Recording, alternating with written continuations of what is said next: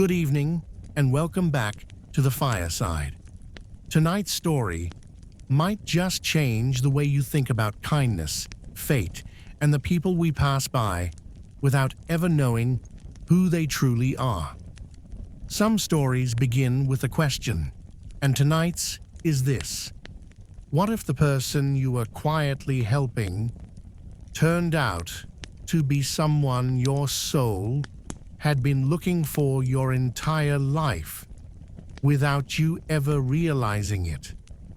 In Columbus, Ohio, during the cold winter of 2021, a man named Marcus lived a quiet, structured life. He was the kind of man who never made a fuss about things. Early 30s, clean cut, a systems analyst by day, and a volunteer by night, though he never told anyone about that last part. Every evening around 10:30, Marcus left his apartment, stopped by the same small 24-hour deli, and bought a meal. Sometimes it was soup and crackers. Other nights, a turkey sandwich and fruit. He'd write a short note, something simple like, "Stay warm," or "You matter," fold it, place it into the bag, and drive quietly toward Madison Street. There, behind the library, next to the old brick bakery with a rusted green dumpster, he would place the paper bag and drive away without a word. He didn't know her name, and she didn't know his. He never stayed to watch if the food was picked up. He never asked questions. It was just something he felt called to do. Maybe it was the way his adoptive mother had raised him, to see people, even when the world passed them by.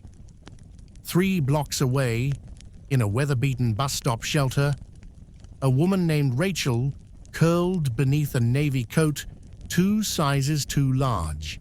Her silver hair peeked out from a knit cap, and she kept a small flashlight tucked into her sock to save batteries. Each night she arrived at the bakery 15 minutes after Marcus left. She'd unwrap the food slowly, take small bites, then read the folded note out loud as if it was scripture. "Stay warm. You matter. Praying for you tonight." She kept them in a small notebook, right next to pages filled with letters she wrote in return. Letters she never sent. "Dear Mercy," she called him. That's what she named the faceless giver. Mercy. Every page of her notebook ended with the same sentence. "You don't know me, but I think I once knew you." For months, this silent exchange continued. Marcus never told anyone what he did. Rachel never missed a night. Until one evening in early February, the bag was still there when Marcus returned the next day. And the next. He felt it immediately. A shift in his chest.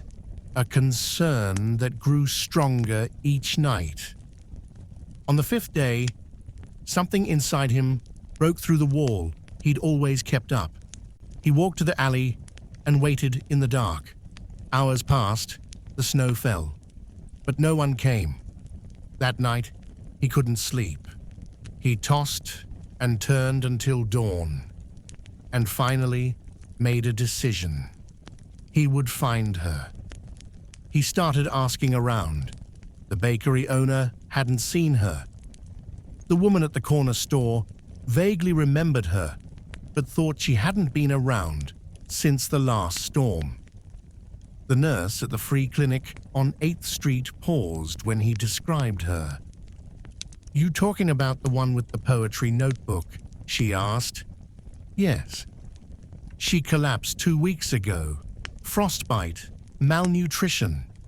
We stabilized her and sent her to Good Mercy Hospital. Room 412, I think." His throat tightened. When Marcus walked into room 412 the next morning, he stopped cold. There she was, frail, pale, yet somehow peaceful, her coat draped over a chair, her hands folded gently on the blanket. And next to her, on the tray table, the notebook. Worn edges, elastic strap, a sticker that read, "Let the quiet speak." Her eyes opened slowly, as if expecting him. "I thought you were just a dream," she said softly. "But God isn't that cruel." "I'm Marcus," he said. I brought the meals." "I know," she smiled. "I called you Mercy." He chuckled, but his voice cracked. She reached for the notebook. "I want you to have this. Read it when I'm gone." "You're not going anywhere," he replied, trying to sound certain. But she didn't argue. She just gave a gentle smile and said, "Sometimes the heart already knows." Marcus stayed a little longer, long enough to watch her fall asleep. He looked around the room, saw the IV drip, the cracked lips, the bruised arms from weeks on the street, and then he saw it, on her neck, just below the collar, a small, faded birthmark, shaped like a star. His breath caught. He had the same mark, in the same spot. He didn't say anything. He didn't know how to say anything. Instead, he went home and opened the notebook. The first half was filled with prayers, poems, reflections on strangers. But halfway through, something changed. "I used to have a son," one entry read. "Born when I was 17. They said he was sick, wouldn't live long. I held him once for only a minute. He had a star-shaped birthmark near his collarbone, just like mine. Then they took him, said he passed. But I never saw a body, never signed anything, just went home empty." Marcus's hand trembled. He turned the page. "Sometimes I think about what he'd look like. Would he be kind, quiet? Would he grow up to help people? I wonder if he would ever feel something missing like I did. Maybe one day, the world will find a way to bring us back together." The next entry was shorter. "I see him. He leaves food behind the bakery. Same birthmark. Same calm. Can't be. But what if..." Marcus didn't sleep that night. He couldn't. His mind spiraled. He called his adoptive mother the next morning and asked if she remembered anything unusual about his adoption. She hesitated. "Your file was sealed," she said. "We were told not to ask.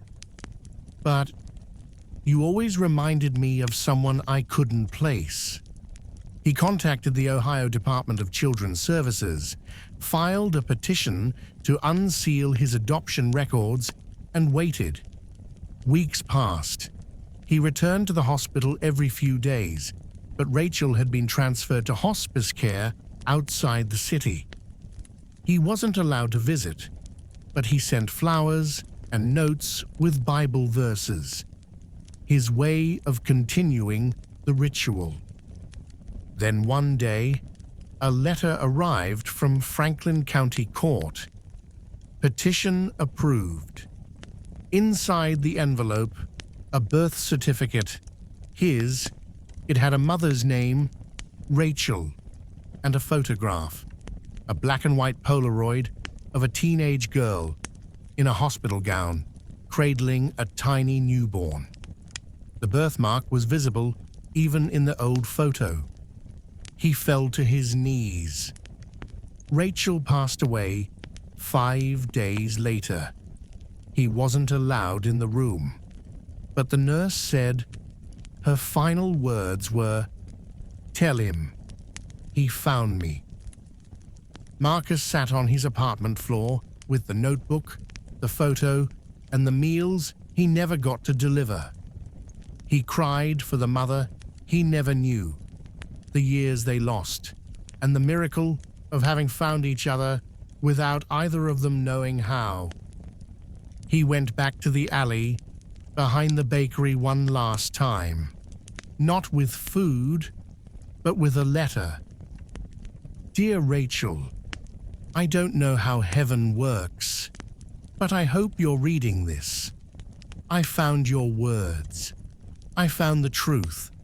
And I found you. I never knew I was looking, but now that I know, I see everything clearer. Thank you for waiting for me. I'll carry your name, your faith, and your mercy wherever I go. With love, your son, Marcus. He slipped the letter inside her notebook and placed it in the little free library on the corner of Madison and Chestnut. He named the donation box Shelters of the Heart. From that day on, Marcus still brought food to the alley, but now he also brought books. He'd write prayers inside them, sometimes letters, sometimes just names of people who were never found. But they were never really lost. They were just waiting to be seen. We often go through life unaware of the quiet ripples our actions cause. A single warm meal, a note written with care, a gesture no one asked for. These things matter. Marcus didn't set out to find his mother. He simply chose to care, and in doing so, he uncovered something far greater than even he could have hoped for. This story teaches us that nothing is ever wasted. Not love, not mercy, not faith. When we give without expecting, we open the door to miracles we never imagined. Rachel didn't die forgotten. She died knowing her son had found her. And Marcus didn't just discover his roots. He discovered his purpose. So be kind, especially when no one's watching. You never know which act of compassion might change someone's life. Or yours. If the story touched your heart and would like to listen to more like it, you know where to find us.